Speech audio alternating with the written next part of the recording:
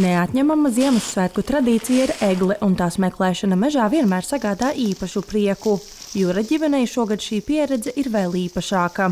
Pēdējos 4 gadus mēs dzīvojām ārzemēs, tad sanāca tā, ka, protams, ka viņas tika pirktas. Tagad mēs esam 1. gadu atkal Latvijā, un tas ir tāds atkal prieks doties mežā un nocirst pašiem savu egli.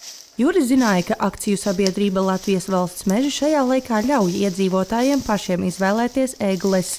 Taču informācija nebija pilnībā skaidra, tāpēc viņš sazinājās ar uzņēmumu.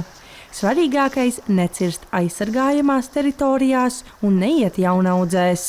Jaunaudze var būt sākot no kaut kāda tāda augstuma līdz pat kaut kādiem 12-13 metriem. Eglīti meklējam šādā pieaugušā mežā.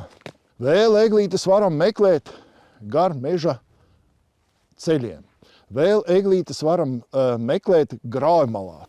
Vienīgie ierobežojumi – koks nedrīkst būt augstāks par 3 metriem un celma diametrs nevar pārsniegt 12 centimetru.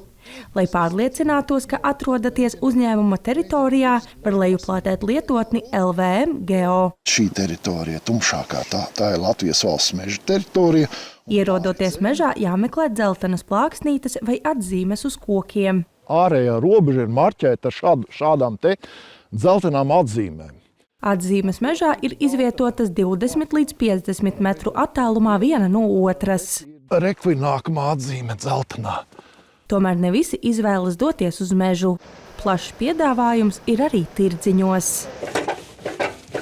Aknīstietis Alens Sarokins ar eglīšu tirdzniecību nodarbojas 5 gadus un novērojis cilvēku paradumus. Tas ejošākais atkal būs vai nu pats mazākais, vai nu otrs lielākais variants, kas ir vēl ne māja, bet superlielais dzīvoklis. Eglītes gādāšanā vienmēr ir 2 sabiedrības puses, kuri ir pret tās pirkšanu un kuri ar prieku to iegādājas.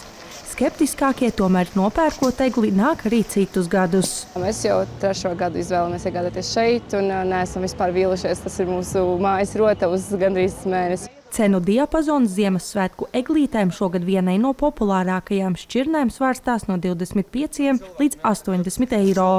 Pārdevēji min, ka pārdošanas pats aktuālākais brīdis ir tieši šajās dienās un tad vēl īsi pirms gadu mijas. Kā te Katrīna Strode, Kaspars Daņļevičs, Vidusdaugavas televīzija.